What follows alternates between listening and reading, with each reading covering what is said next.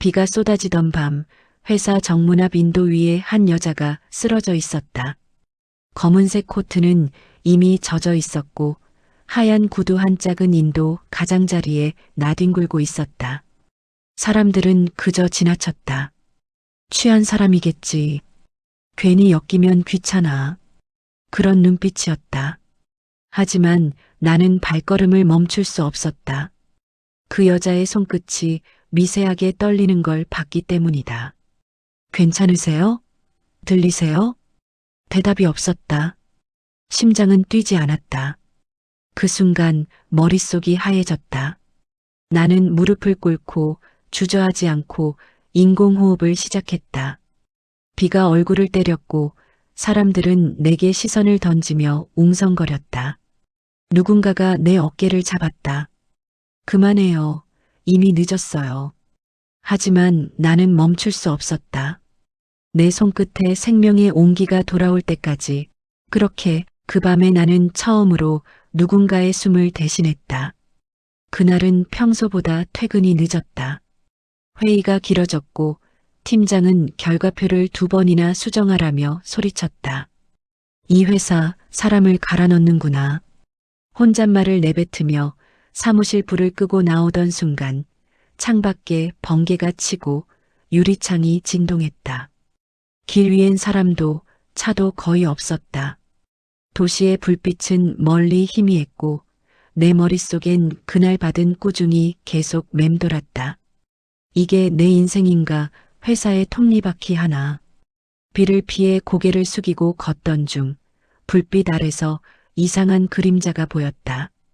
가까이 다가가자 검은 옷의 노인이 쓰러져 있었다. 처음엔 그냥 지나치려 했다. 하지만 그 얼굴이 내 어머니와 비슷했다. 입가에 주름, 희미한 콧날. 어머니? 본능적으로 달려가 노인의 몸을 흔들었다. 괜찮으세요? 숨 쉬세요? 노인은 대답하지 않았다. 손끝이 차가웠다. 그제야 심장이 철렁 내려앉았다. 나는 주변을 둘러봤지만 아무도 없었다. 휴대폰을 꺼내 119를 누르며 동시에 인공호흡을 시작했다. 제발 숨 쉬세요. 몇 번의 반복 끝에 아주 약한 숨소리가 들렸다. 그 순간 구급차 사이렌이 들려왔고 하얀 불빛이 어둠을 가르며 다가왔다. 병원 응급실. 의사와 간호사들이 바쁘게 뛰어다녔다. 나는 문밖 의자에 앉아 젖은 셔츠를 부여잡고 있었다. 이게 뭐라고 이렇게 떨리지. 손끝엔 아직도 그 노인의 체온이 남아 있었다. 보호자분 되세요? 아니요. 그냥 길에서 쓰러져 계셔서. 의사는 고개를 끄덕였다. 큰일 날 뻔했어요. 조금만 늦었으면 심정지 상태로 갔을 겁니다. 나는 깊게 숨을 내쉬었다. 지금 괜찮으신 거죠? 의식은 아직 없지만 회복 가능성은 높아요. 그제야 가슴이 조금 누그러졌다. 그런데 간호사가 환자의 신분증을 들고 와서 말했다. 이분 혹시 이름 들어보셨어요? 나는 고개를 저었다. 윤정혜 씨요. 하람그룹 회장 부인. 순간 귀를 의심했다. 내가 다니는 회사, 하람그룹. 그 회장의 부인이라고? 피가 역류하듯 식은땀이 흘렀다. 그럴 리가요. 저희 회사요? 맞아요. 뉴스에도 몇 번 나오신 분이에요. 간호사가 무심히 말했지만 내 심장은 쿵쿵 요동쳤다. 그날 밤 병실 창가에 서서 노인의 얼굴을 바라봤다. 희미한 조명 아래 숨을 고르게 쉬는 얼굴은 평화로워 보였다. 내가 회장 사모님을 살린 거야? 그 생각이 머리를 맴돌았다. 회장 부인은 사회에 거액을 기부하고 뉴스에 자주 나오던 인물이었다. 그런데 그런 사람이 길 한복판에 아무도 모르게 쓰러져 있었다는 게 믿기지 않았다. 휴대폰을 꺼내보니 회사 단체 채팅방에 메시지가 쏟아지고 있었다. 야, 들었어? 회장 사모님 쓰러졌대. 응급실이라던데? 상태 심각하대. 누가 구했다고 하던데 신호는 아직 몰라. 그 대화를 보며 나는 얼어붙었다. 그 누가가 바로 나라는 걸 아무도 모른다는 사실이 이상하게 무겁게 느껴졌다. 시간은 새벽을 향해 흘렀다. 병실 불빛이 잔잔하게 반짝였다. 문득 침대 옆에 놓인 가방이 눈에 들어왔다. 검은색 가죽 가방, 그리고 안에는 작은 손수건 하나. 그 손수건 끝에 연한 자수로 이름이 새겨져 있었다. 명숙. 내 어머니 이름이었다. 순간 심장이 멎는 듯했다. 이건 무슨 장난이지? 가방을 다시 열어보려던 순간 간호사가 들어왔다. 지금은 면회 시간 끝났어요. 나는 허겁지겁 일어났다. 아, 죄송합니다. 내일 다시 오겠습니다. 병실 문을 나서며 뒤를 돌아봤다. 조용히 잠든 회장 부인의 얼굴은 어쩐지 낯익었다. 언젠가 본 적이 있는 듯한 이상한 익숙함이 가슴 한켠에 파문처럼 번졌다. 다음 날 아침 회사에 도착하자 동료들이 웅성거렸다. 야, 들었어? 회장 사모님 쓰러진 거. 뉴스에 떴다. 그러게. 근데 누가 구했는지는 아직 비밀이래. 하람병원 응급실 사진 보니까 누가 흰 와이셔츠 입고 있었던데 그 말에 내 손이 멈췄다. 하얀 와이셔츠, 젖은 머리, 그건 바로 나였다. 회의 시간 내내 집중이 되지 않았다. 팀장은 또 소리쳤다. 박도윤 씨, 보고서 제대로 안 봤어요? 이런 기본도 모르나? 동료들이 피식 웃었고 나는 고개를 숙였다. 하지만 머릿속엔 병원에서 본 명숙이라는 이름이 계속 떠올랐다. 퇴근 후 나는 다시 병원으로 향했다. 그녀의 병실 앞엔 경비원이 서 있었다. 죄송하지만 가족 아니면 면회 불가입니다. 어제 구급차에 같이 타고 왔던 사람인데요. 지금 회장님이 오셔서 통제 중입니다. 그 순간 병실 문이 열리며 고급 양복을 입은 노인이 나왔다. 하람그룹 회장이었다. 그의 눈빛이 나를 스치자 순간 등골이 서늘해졌다. 당신이 어제? 예, 제가 길에서 뵙고 바로 119를 불렀습니다. 그래요. 짧은 대답 뒤 회장은 내게 시선을 내리깔았다. 회사 이름은? 하람그룹 총무팀 박도윤입니다. 그의 표정이 굳었다. 그래요. 일단 고맙소. 하지만 그 말 뒤에는 묘한 냉기가 섞여 있었다. 그는 아무 말 없이 병실로 돌아갔다. 병실 문이 닫히자 내 마음은 복잡해졌다. 고맙다는 말보다 차가운 무언가. 그리고 여전히 풀리지 않은 의문 하나. 왜 회장 부인의 가방 안에 어머니 이름이 적힌 손수건이 있었을까? 비는 다시 내리기 시작했다. 병원 창문에 떨어진 빗방울이 천천히 흘러내렸다. 그날 밤 나는 알 수 없는 예감에 잠을 이루지 못했다. 그 사람 구해주지 말 걸 그랬어요. 출근 첫날 내 자리에 앉자마자 들려온 말이었다. 누군가 일부러 크게 말한 듯 사무실 공기가 순간 얼어붙었다. 나는 고개를 들어보지도 못했다. 하지만 주변의 시선이 이미 나를 향해 쏠려 있었다. 하람그룹 회장 사모님을 구한 사람이 회사 말단 직원 박도윤이라는 사실이 하루 만에 퍼진 거였다. 그날 이후 모든 게 달라졌다.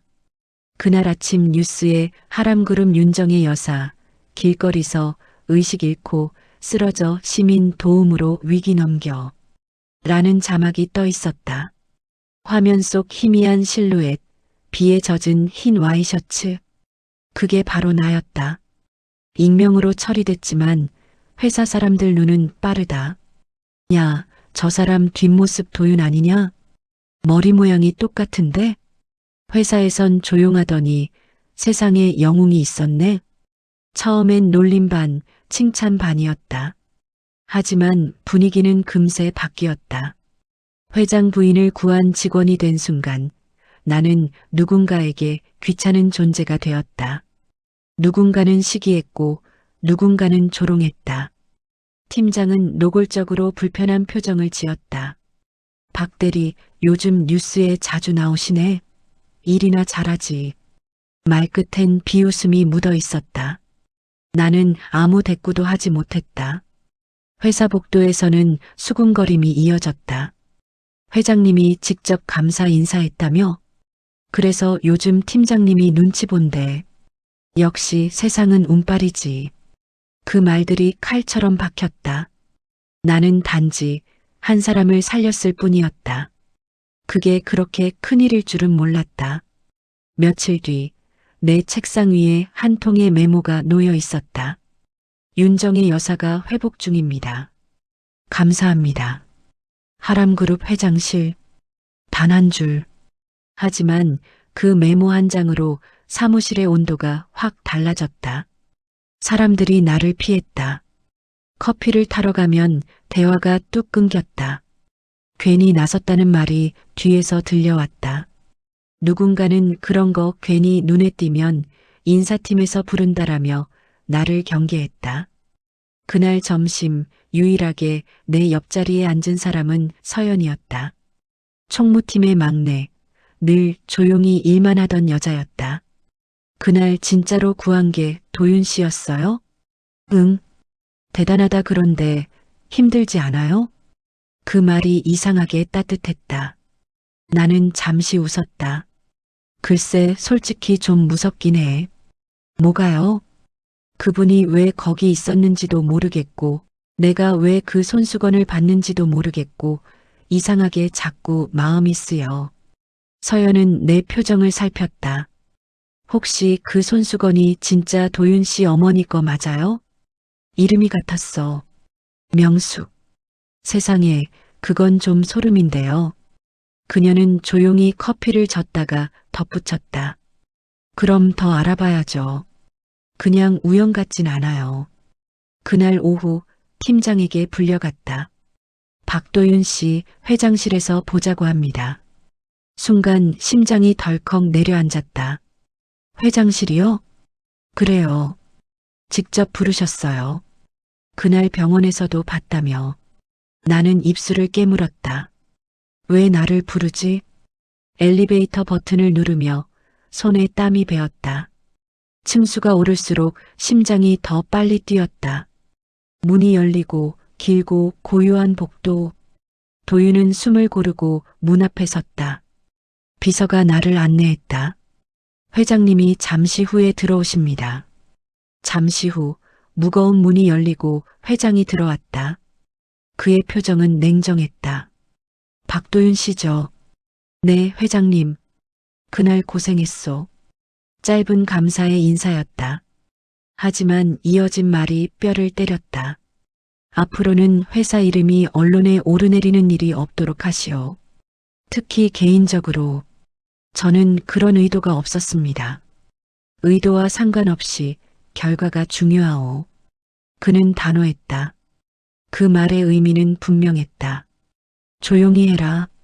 나는 고개를 숙였다. 그가 나가고 문이 닫히자 가슴이 쿵 내려앉았다. 무언가 잘못된 일에 휘말린 기분이었다. 회사 밖으로 나오자 비가 또 내리고 있었다. 하늘은 흐렸고 내 마음도 그랬다. 서연에게서 메시지가 왔다. 괜찮아요? 회장님한테 뭐라 하셨어요? 그냥 조심하라 하셨어. 뭐가 그렇게 조심할 게 많대요? 나는 답하지 않았다. 대신 병원으로 향했다. 병실 문 앞엔 여전히 경비가 서 있었다. 가족만 들어갈 수 있습니다. 회장님은요? 잠시 외출 중입니다. 나는 조심히 물었다. 혹시 환자분이 깨어나셨나요? 네, 오전에 의식이 돌아오셨대요. 그 말에 심장이 쿵 울렸다. 나는 작은 희망을 품고 말했다. 그럼 잠깐이라도 뵐 수 있을까요? 지금은 면회 제한 중입니다. 나는 창문 너머로 병실 안을 바라봤다. 그녀는 천천히 눈을 뜨고 있었다. 산소 마스크 너머로 희미하게 움직이는 입술이 보였다. 그 순간 간호사가 다가와 커튼을 쳤다. 하얀 천이 내려오며 시야가 가려졌다. 하지만 그 짧은 찰나 분명 들렸다. 그녀의 입에서 나온 한마디. 박도윤. 순간 온몸이 굳었다. 그녀는 나를 몰라야 했다. 그런데 내 이름을 말했다. 나는 병실 문 손잡이를 붙잡은 채 멍하니 섰다. 지금 뭐라고 한 거야? 누군가 내 뒤에서 조용히 불렀다. 도윤 씨. 서연이었다.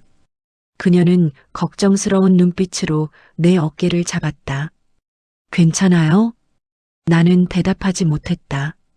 그녀의 말이 머릿속에서 계속 맴돌았다. 그건 우연 같지 않아요. 그날 밤 나는 잠을 이루지 못했다. 비는 여전히 창문을 때렸고 어머니의 이름이 새겨진 손수건이 눈앞에서 사라지지 않았다. 그리고 그 여자가 내 이름을 불렀던 목소리. 그게 머릿속에서 자꾸만 되살아났다. 그 여자는 나를 알고 있었다. 내가 널 어디서 본 것 같아. 그녀는 그렇게 말했다. 회장 부인이 나를 똑바로 바라보며 떨리는 목소리로 내 이름을 불렀다. 박도윤 씨 맞죠? 순간 심장이 덜컥 내려앉았다. 그녀가 내 이름을 안다는 사실이 설명할 수 없는 두려움으로 밀려왔다. 나는 고개를 끄덕이지도 부정하지도 못했다. 그녀는 천천히 손을 내밀었다. 도와줘서 고마워요. 당신이 아니었으면 난 지금 여기에 없었을 거예요. 그날 나는 처음으로 하람그룹 회장 부인 윤정혜와 눈을 마주했다. 그 눈빛엔 두려움보다 더 깊은 감정이 담겨 있었다. 마치 오랜 세월의 죄책감 같은 그런 빛이었다. 며칠 전까지만 해도 나는 회사에서 평범한 말단 직원이었다. 하지만 지금은 그 여자의 병상 앞에 서 있었다. 그녀의 이름은 뉴스로만 듣던 사람, 나와는 평생 교차할 일이 없을 사람. 그런데 이상하게도 그날 이후 그녀의 얼굴이 자꾸 마음에 걸렸다. 어쩌면 나도 그 눈빛을 어딘가에서 본 적이 있었는지도 몰랐다. 도윤 씨, 병문안 오셨나요? 간호사의 목소리가 들렸다. 네, 잠깐만요. 그녀는 의식이 돌아왔지만 아직 몸을 움직이기 어려워 보였다. 나는 조심스레 침대 곁에 의자를 끌어와 앉았다. 몸은 좀 어떠세요? 괜찮아요. 당신 덕분이에요. 별 말씀을요. 누구라도 그렇게 했을 거예요. 그녀는 미소를 지었다. 아니요. 대부분은 그냥 지나쳤을 거예요. 나도 그럴 거라고 생각했죠. 그녀의 목소리는 담담했지만 어딘가 허전했다. 그날 비가 많이 왔죠? 네. 거의 앞이 안 보일 정도로요. 그녀는 천천히 창밖을 바라봤다. 그날 이상하게 나가고 싶었어요. 그냥 걸어가고 싶었어요. 나는 대답하지 못했다. 그녀가 왜 그런 말을 하는지 몰랐다. 그저 그 표정이 너무 슬퍼 보였다. 그때 문이 열리고 회장이 들어왔다. 당신, 이제 괜찮아? 응. 이제 좀 나아졌어요. 그는 나를 보더니 눈빛이 변했다. 또 만났군. 예, 회장님. 이제 괜찮으니까 돌아가 보게. 차가운 말투였다. 하지만 정혜 여사는 고개를 저었다. 잠깐만요. 도윤 씨, 잠깐만 더 있어 줄래요? 회장의 얼굴이 굳었다. 윤정혜. 그녀는 조용히 말했다. 하람의 회장이기 전에 내 남편으로서 이해해줘요. 그 한마디에 회장은 입술을 다물었다. 잠시 침묵이 흘렀다. 그리고 그는 아무 말 없이 병실을 나갔다. 그녀는 그가 나간 뒤에도 한동안 아무 말이 없었다. 도윤 씨, 네. 혹시 어머님은 잘 계세요? 순간 숨이 막혔다. 어머니요? 이상하죠? 이름이 같은 손수건이 제 가방에서 나왔다면서요. 나는 놀라서 고개를 들었다. 그걸 어떻게 해? 병원 간호사한테 들었어요. 그녀는 미소를 지었다. 명숙 씨, 그 이름이 참 예쁘죠. 그걸 어떻게 아세요? 그녀의 눈빛이 흔들렸다. 아주 오래전에 그분을 만난 적이 있어요. 심장이 요동쳤다. 저희 어머니를요? 그땐 제가 아주 어렸을 때였어요. 아니, 젊었을 때. 그녀는 천천히 말을 이었다. 그분이 제게 아주 따뜻한 말을 해주셨어요. 어떤 말씀이요? 그녀는 창밖을 바라보며 조용히 말했다. 힘든 사람일수록 남을 더 도와야 한다. 그 말을 듣고 나서 이상하게 마음이 놓였어요. 그녀는 살짝 웃었다. 그분은 다쳤지만 제게는 생명을 준 분이에요. 그 말을 듣는 순간 나는 머릿속이 하얘졌다. 혹시 그때가 공장 사고 때인가요? 그녀는 잠시 눈을 감았다가 고개를 끄덕였다. 그래요. 당신 어머니가 다쳤을 때 제가 병원비를 냈어요. 그땐 아무도 몰랐죠. 남편도 몰라요. 방 안의 공기가 무겁게 내려앉았다. 나는 그 자리에 멍하니 앉아 있었다. 그녀는 숨을 고르며 내 손등을 잡았다. 그런데 그 손수건, 그때 제가 돌려드리지 못했어요. 그게 제게 남은 유일한 빚이었죠. 그녀의 눈에 눈물이 맺혔다. 그래서 당신 이름을 듣는 순간 바로 알았어요. 명숙 씨 아들 맞죠? 나는 말이 나오지 않았다. 그녀는 천천히 숨을 내쉬며 말을 이었다. 이 세상엔 우연이 없어요. 당신이 나를 살렸다는 건 어쩌면 오래전부터 정해진 일이었는지도 몰라요. 나는 고개를 떨궜다. 그날 그냥 지나칠 수도 있었는데. 아니요. 당신 어머니가 그랬잖아요. 힘든 사람일수록 남을 더 도와야 한다. 당신은 그 말을 닮았어요. 그녀는 그렇게 말하고 미소 지었다. 그 미소 속엔 오래된 기억의 잔향이 묻어 있었다. 나는 그제야 깨달았다. 이 만남은 단순한 선행이 아니라 운명의 재회였다는 걸. 밖에선 봄비가 내리고 있었다. 그녀의 창가 너머로 떨어지는 빗방울이 유리창을 타고 흘렀다. 그 빗줄기가 마치 과거와 현재를 이어주는 선처럼 보였다.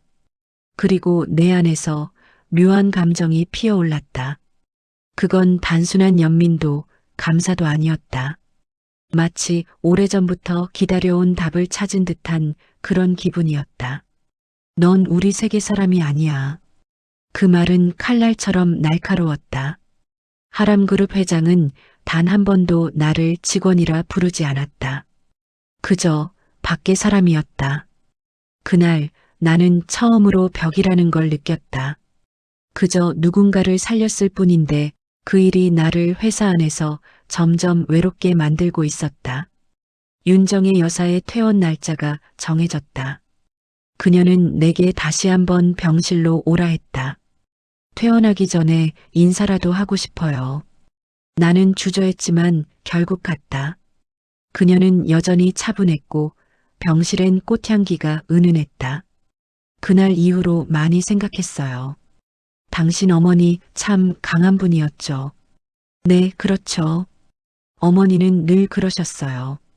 도윤아, 세상은 냉정하지만 마음만큼은 따뜻해야 한다. 그게 늘 제 귓가에 남아요. 그녀는 미소를 지었다. 그래서 당신이 날 구했구나. 그 말에 나는 잠시 말을 잃었다. 그때 문이 열리며 회장이 들어왔다. 이제 퇴원 준비합시다. 여보, 박 대리도 잠깐. 그만해요. 회장의 말투는 단호했다. 지금은 몸조리나 잘하시오. 이 젊은이는 이제 제자리로 돌아가야 할 사람이야. 윤정의 여사의 표정이 굳었다. 하성태 씨. 그녀가 남편의 이름을 불렀다. 그 순간 공기가 싸늘해졌다. 그녀는 처음으로 남편을 회장님이 아닌 이름으로 불렀다. 이 젊은이가 없었으면 나 이미 세상에 없었을지도 몰라요.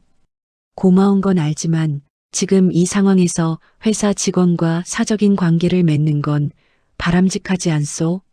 사적인 관계라니요? 그냥 생명의 은인에게 감사한 마음을 전하고 싶은 것뿐이에요. 그만하시오. 그는 나를 노려보았다. 박 대리, 이제 그만 나가보게. 나는 아무 말 없이 고개를 숙였다. 그녀의 눈빛이 간절했지만 나는 결국 병실 문을 닫을 수밖에 없었다. 회사의 엘리베이터 안에서 숨을 몰아쉬었다. 온몸이 굳어 있었다. 넌 우리 세계 사람이 아니야. 그 말이 계속 귓가에 맴돌았다. 나는 평생 그 우리라는 세계 안에 발 한 번 들여놓은 적 없었다. 하지만 이번만큼은 억울했다. 내가 구한 건 사람이지 신분이 아니었는데. 며칠 후 회사에 이상한 소문이 돌기 시작했다. 회장 사모님이 박 대리한테 관심 있다더라. 그래서 인사팀이 움직인다던데? 괜히 엮이지 마. 회사 일에선 그런 게 제일 위험해. 소문은 순식간에 퍼졌다. 팀장은 나를 불러 호통쳤다. 지금 뭐 하는 짓이야? 회장님 귀에 이상한 얘기 들어가면 끝이야. 당장 행동 조심해. 전 아무 짓도 안 했습니다. 그게 문제야. 가만히 있어도 오해를 사잖아. 그날 처음으로 회사에 있는 게 두려워졌다. 내가 만든 구설이 아니라 세상이 만들어낸 그림자 속에 갇혀버린 기분이었다. 그날 저녁 서연이 내 자리에 찾아왔다. 요즘 얼굴이 많이 어두워요. 괜찮아. 그냥 일이 좀 많아서. 그 사람 때문이죠? 회장 부인. 그녀의 말에 고개를 들었다. 아니야. 거짓말. 눈이 다 말하고 있어요. 나는 말없이 웃었다. 서연은 내 손에 따뜻한 캔커피를 쥐어줬다. 도윤 씨, 그런 일은 세상이 모르게 하는 게 좋아요. 좋은 마음도 사람들 눈에는 이상하게 보이거든요. 그녀의 말이 왠지 아프게 와닿았다. 밤이 깊었다. 집으로 돌아와 불을 끄고 누웠지만 윤정의 여사의 말이 떠올랐다. 당신 어머니는 제 생명의 은인이었어요. 그리고 회장의 목소리도 들렸다. 넌 우리 세계 사람이 아니야. 나는 두 목소리 사이에 갇혀 있었다. 감사와 경계, 인연과 거리, 모두가 내 안에서 얽혀서 풀리지 않았다. 다음 날 아침, 내 메일함에 한 통의 메시지가 도착했다. 보낸 사람 윤정혜. 제목 시간 괜찮으세요? 짧은 문장 하나뿐이었다. 나는 한참을 바라보다가 답장을 썼다. 네, 언제든 괜찮습니다. 보내기를 누른 순간 묘하게 심장이 빨라졌다. 하지만 그 메시지가 또 다른 파장을 불러올 줄은 그땐 몰랐다. 그날 당신 어머니가 나를 살렸어요. 그녀의 입에서 그 말이 나왔을 때 마치 오래 잠들어 있던 기억의 문이 철컥 소리를 내며 열리는 듯했다. 그 말 한마디로 모든 게 연결되기 시작했다. 손수건, 병원비, 낯선 따뜻함, 그리고 그날 밤의 눈빛까지 모든 실마리가 어머니에게로 향하고 있었다. 퇴근 후 나는 다시 병원으로 향했다. 이번엔 회장의 시선도 회사의 소문도 신경 쓰이지 않았다. 그녀가 부른다면 가야 했다. 병실 문을 열자 그녀는 작은 찻잔을 들고 있었다. 오셨네요. 기다리고 있었어요. 괜찮으세요? 요즘 무리하시면 안 되는데. 괜찮아요. 오늘은 꼭 이야기하고 싶었어요. 그녀는 침대 옆 의자에 나를 앉히고 조용히 창문 쪽을 바라보았다. 그날 공장에서 사고가 났을 때 기억나요? 어머니가 다치셨던 날 말씀인가요? 그녀는 고개를 끄덕였다. 그래요. 그날이었어요. 난 그 공장을 직접 관리하던 사람 중 한 명이었죠. 그때 하람이 작았던 시절이에요. 직원이 20명도 안 됐죠. 그녀의 목소리는 낮았지만 단호했다. 당신 어머니는 그날 기계가 멈추지 않은 걸 보고 자기보다 앞에 있던 동료를 먼저 밀쳐냈어요. 그 동료는 살았지만 명숙 씨는 크게 다쳤어요. 나는 숨을 삼켰다. 그녀는 말을 이었다. 그때 난 현장에 있었어요. 다들 놀라서 우왕좌왕했지만 그분은 피를 흘리면서도 웃더군요. 그래도 사람 살았잖아요. 그 말을 아직도 잊지 못해요. 그녀의 손이 떨렸다. 사실 그때 나도 위험했어요. 그 기계가 멈추지 않고 회전하면서 내 쪽으로 쇠조각이 튀었거든요. 그분이 아니었다면 난 그 자리에서 죽었을지도 몰라요. 그녀의 눈가가 젖어 있었다. 그래서 난 병원비를 냈어요. 그분이 퇴원할 때까지 내 이름을 숨기고 몰래요. 어머니는 아무 말씀도 안 하셨어요. 그러셨을 거예요. 그분은 은혜를 베풀면 말하지 말라는 분이었으니까. 방 안은 고요했다.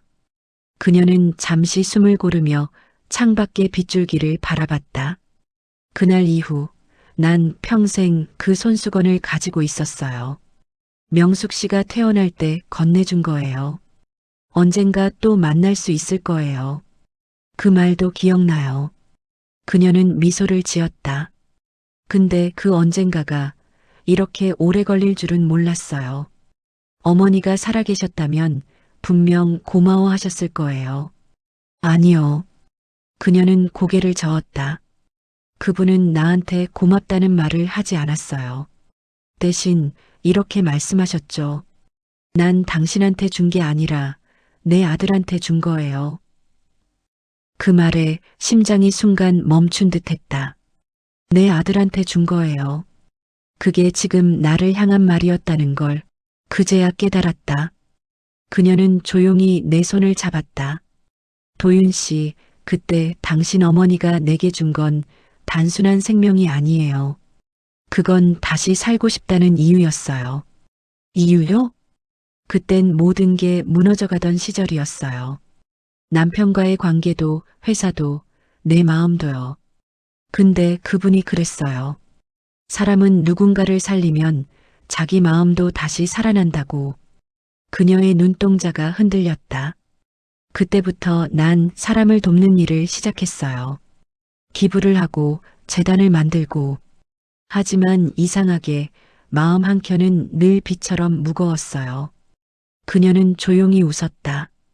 이제야 알겠어요. 그 빚은 당신 어머니한테 진 게 아니라 당신한테 진 거였어요. 그때 병실 문이 열렸다.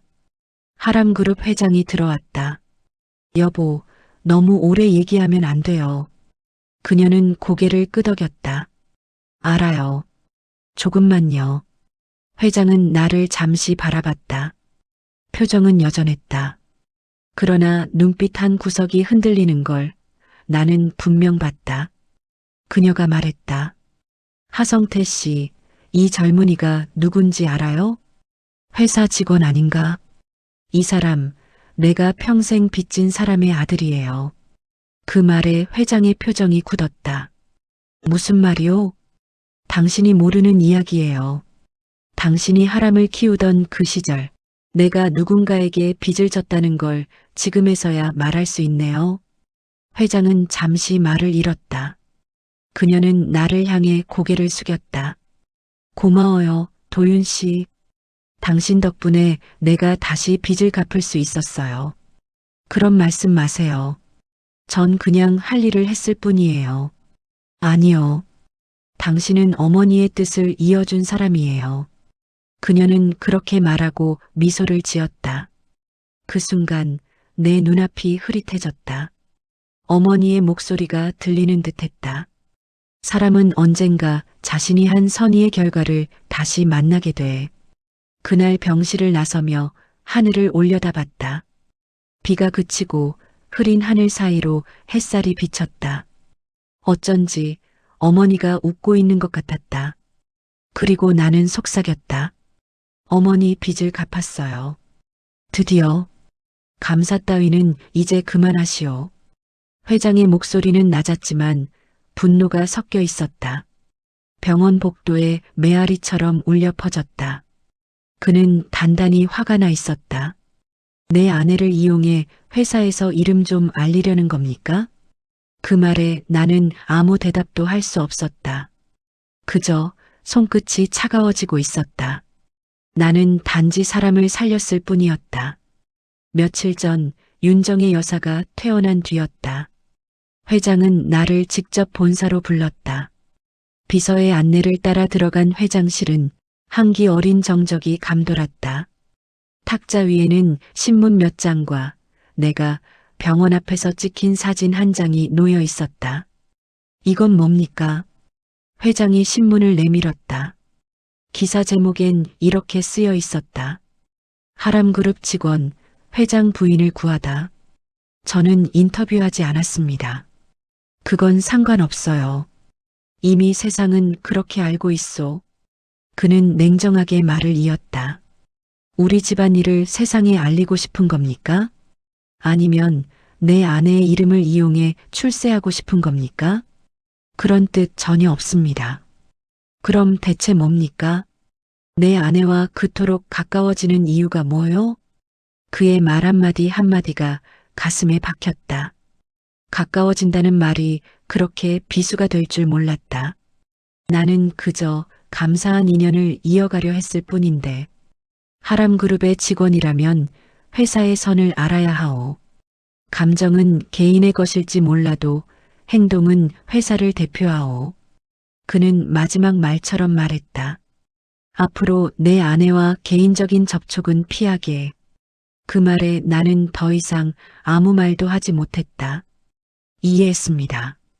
그렇게 말하고 돌아섰지만 가슴속에서 뭔가 무너져 내리는 소리가 들렸다. 회사로 돌아오자 동료들의 시선은 더 싸늘해져 있었다. 결국 불려갔대? 역시 괜히 엮였지. 출세할 줄 알았더니 이제 끝났네. 그 말들에 대꾸할 힘도 없었다. 서연만이 조용히 내 자리에 와서 커피를 내려줬다. 괜찮아요? 괜찮아. 눈이 그래 보여요? 나는 억지로 웃었다. 괜찮다니까. 그녀는 한참을 바라보다 조용히 말했다. 그래도 도윤 씨는 잘한 거예요. 세상은 그렇게 보지 않아도 적어도 저는 알아요. 그 말에 목이 조금 메었다. 그날 밤 집으로 돌아오자 현관 앞에 봉투 하나가 놓여 있었다. 박도윤님께 보낸 사람은 없었다. 봉투를 열자 안에는 짧은 편지와 함께 오래된 사진 한 장이 들어 있었다. 사진 속엔 젊은 시절의 윤정의 여사와 내 어머니 명숙이 함께 서 있었다. 두 사람은 미소를 짓고 있었다. 사진 뒷면에는 짧은 글이 적혀 있었다. 그날의 약속을 잊지 않았어요. 윤정혜. 나는 한동안 그 자리에서 움직이지 못했다. 시간이 멈춘 것 같았다. 다음 날 회사 식당에서 우연히 회장을 다시 마주쳤다. 그는 나를 보고 잠시 멈칫했다. 하지만 곧 차가운 표정으로 시선을 돌렸다. 그 옆엔 윤정의 여사가 있었다. 그녀는 내게 고개를 끄덕였다. 그 짧은 인사에 온 세상이 멈춘 듯했다. 하지만 회장은 곧 그녀의 팔을 잡아 이끌었다. 그녀는 돌아보며 조용히 입모양으로 말했다. 괜찮아요. 그날 오후 나는 인사팀으로부터 전화를 받았다. 박 대리님, 회장님 지시로 타부서 발령이 났습니다. 발령이요? 다음 주부터 지방 공장 근무로 내려가시랍니다. 순간 숨이 막혔다. 이해는 됐다. 회장이 선택할 수 있는 가장 조용한 방법이었다. 나를 멀리 두는 것. 그게 그의 방식이었다. 지방으로 내려가기 전날 서연이 내 자리에 찾아왔다. 진짜 내려가요? 응. 이건 너무하네요. 괜찮아.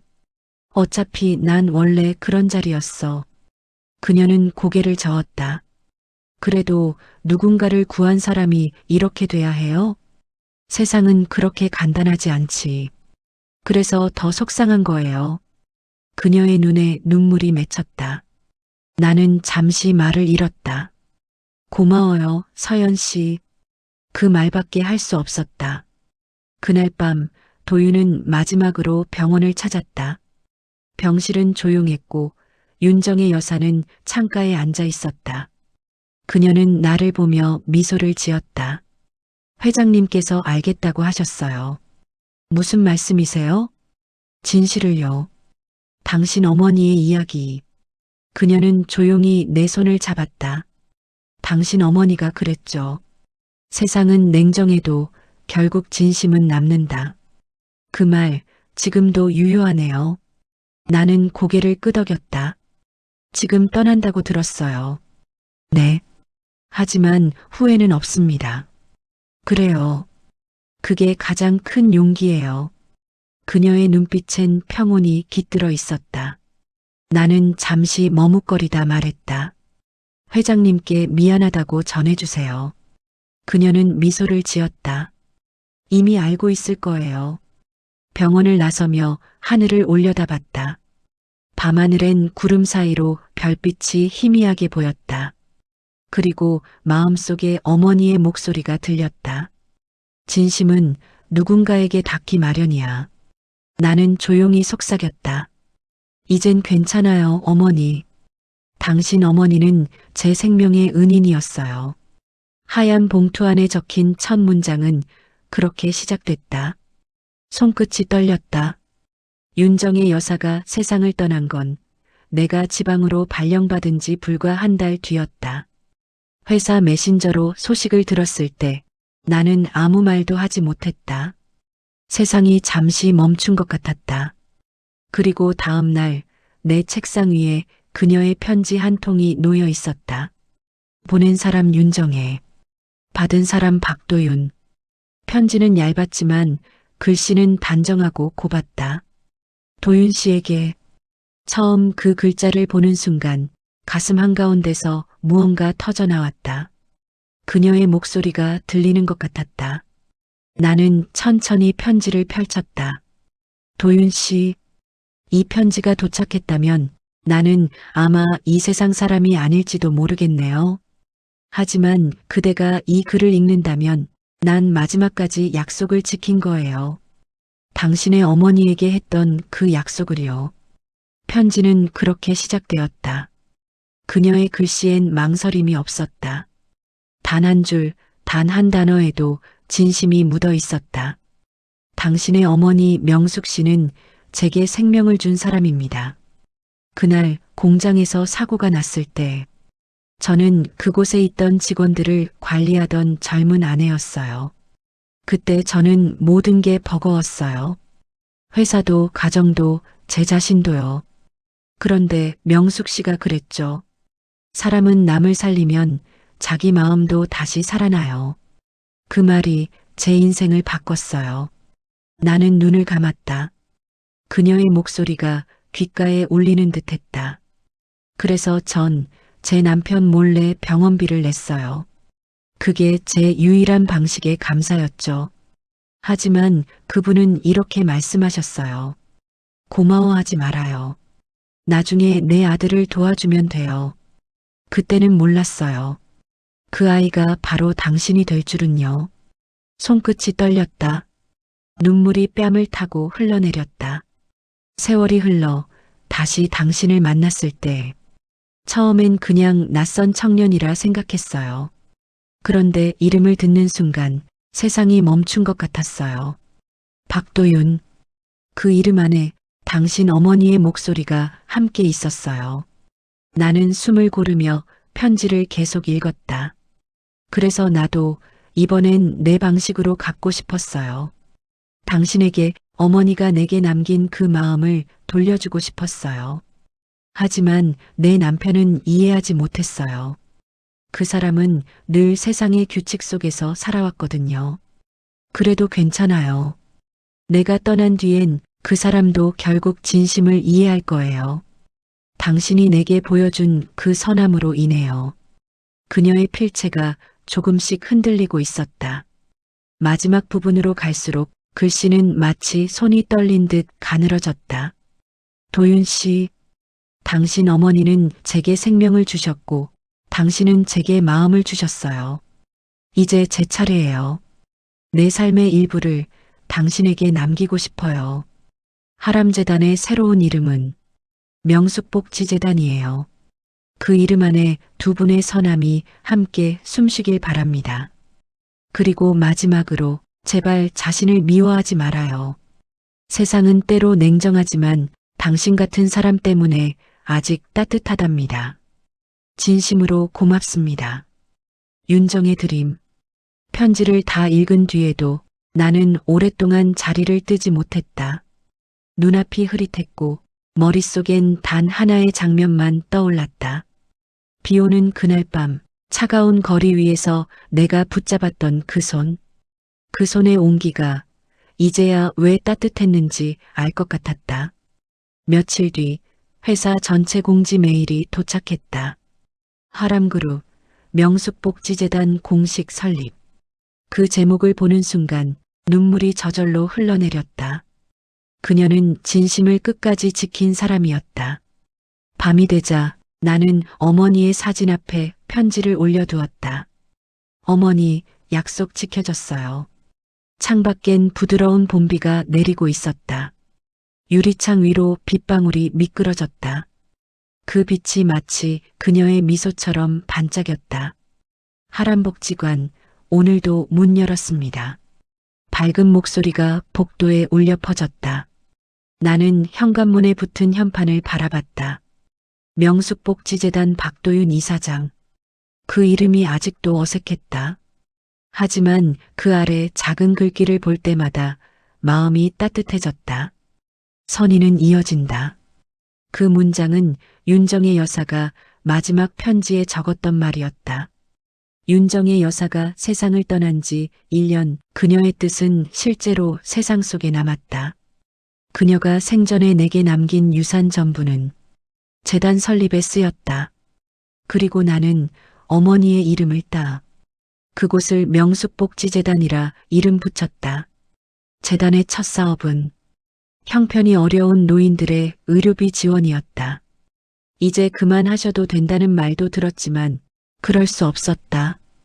이건 누군가의 부탁이 아니라 내가 살아가야 할 이유가 되었으니까. 그날 개관식에는 하람그룹 회장 하성태도 조용히 참석했다.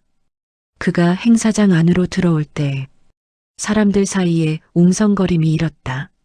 하지만 그는 아무 말도 하지 않았다. 단정히 서서 연단 위에 내 말을 들었다. 이곳은 한 사람의 생명을 구한 이야기가 아니라 한 사람의 마음을 잇는 공간입니다. 그 순간 그의 눈빛이 흔들렸다.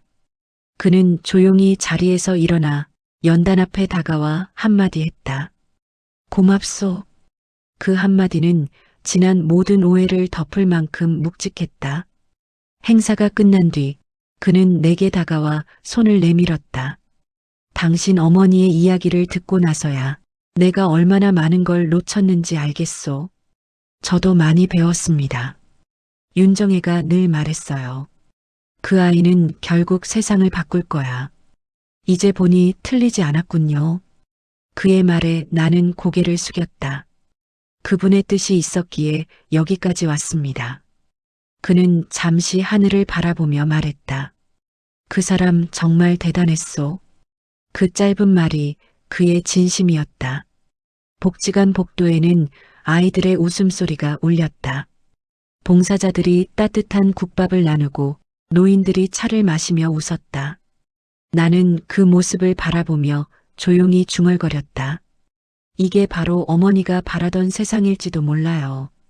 한쪽 벽에는 커다란 사진 액자가 걸려 있었다. 윤정혜, 명숙. 두 사람이 함께 웃던 젊은 시절의 사진이었다. 그 앞에서 한 노인이 걸음을 멈추더니 말했다. 이 두 분 덕분에 아직 세상이 따뜻하네요. 그날 저녁 복지관이 문을 닫고 불이 꺼질 무렵 나는 홀로 사무실 창가에 섰다. 밖은 봄비가 내리고 있었다. 유리창 너머 젖은 거리 위 가로등 불빛이 번졌다. 그 장면은 이상할 만큼 익숙했다. 마치 그날 밤 처음 윤정의 여사를 만났던 거리 같았다. 눈을 감자 그날의 숨소리가 다시 들리는 듯했다. 빗속에서 내가 붙잡았던 그 손의 온기가 되살아났다. 그리고 문득 그녀의 마지막 말이 떠올랐다. 당신 어머니는 제 생명의 은인이었어요. 이젠 알 것 같았다. 그 말이 단지 감사의 표현이 아니라 내게 남긴 삶의 이유였다는 걸. 나는 창문을 열고 빗소리를 들었다. 한 줄기 바람이 들어와 종이 위를 스쳤다. 탁자 위에는 아직 편지 한 장이 놓여 있었다. 그녀의 마지막 인사. 그리고 그 밑엔 짧은 메모 하나. 이제 당신 차례예요. 나는 천천히 미소를 지었다. 네, 이제 제 차례입니다. 비 오는 거리에서 시작된 인연은 시간을 건너 또 다른 생명을 살렸습니다. 그날 내가 살린 건 한 사람의 숨이 아니라 세상을 조금 더 따뜻하게 만드는 마음이었죠. 그리고 그 마음은 지금도 이어지고 있습니다.